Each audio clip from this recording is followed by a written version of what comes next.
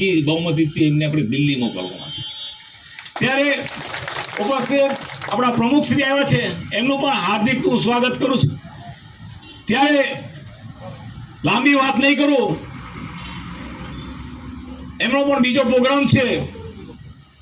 ત્યારે દરેક સાથી મારા પત્રકાર શ્રીનું પણ હાર્દિક સ્વાગત છે કે જેઓ જનતા સુધી આખા વિસ્તારની અંદર સચ્ચાઈનો ન્યાયની વાત એક જનતા સુધી પહોંચાડે એવા મારા સન્માનીય પત્રકાર શ્રીનું હાર્દિક સ્વાગત છે।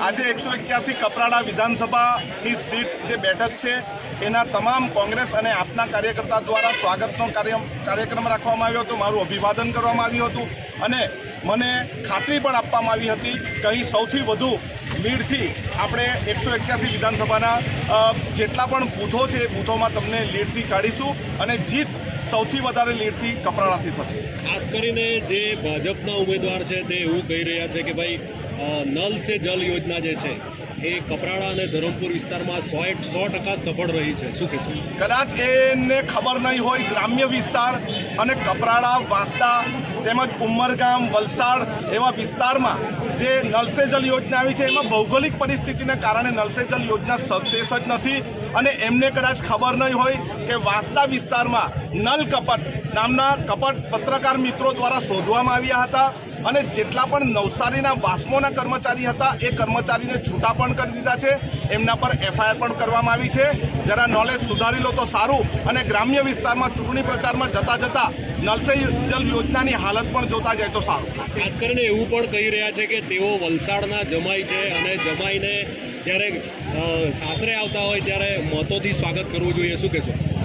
જમાઈ પછી કંઈ વાંસદાનો વતની છું, હવે કંઈ નવું પણ લાવશે, કારણ કે ઘણીવાર ભાજપના આગેવાનો નેતા દ્વારા એવું કહેવામાં આવે મેં અહીં બાળપણ મારું પૂરું કરેલું હતું, અહીંયા મગર પકડેલો હતો, મારા અહીંયા ધરમપુર સાથે વધારે સંબંધ છે એવું કહે છે, એટલે સ્વાભાવિક છે કે એમના ઉમેદવાર એવું કહે।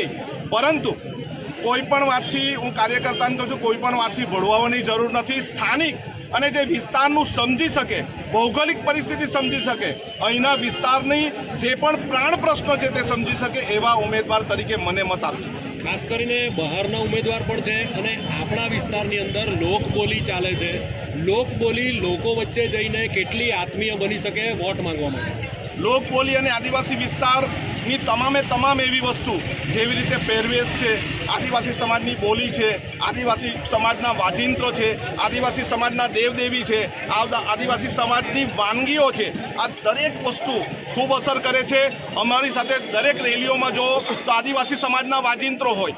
અમારી સાથે 9મી ઓગસ્ટ એ ઉમેદવારે ક્યારે ઉજવી હશે તે મને ખબર નથી, પરંતુ અમે જ્યારે નાના હતા ત્યારથી અમે 9મી ઓગસ્ટ એટલા માટે ઉજવીએ છીએ કે વિશ્વ આદિવાસી દિવસ છે। કદાચ એમને નહીં ખબર હોય, તમારા દ્વારા આવનારા સમયમાં એમને ખબર પાડજો, કારણ કે ઘણા બધા એવા આગેવાનો છે ભાજપના એ કદી પણ 9મી ઓગસ્ટમાં આવતા નથી, પરંતુ જ્યારે ઇલેક્શન આવે અને એ પહેલાંની 9મી ઓગસ્ટમાં પણ આવી જાય છે।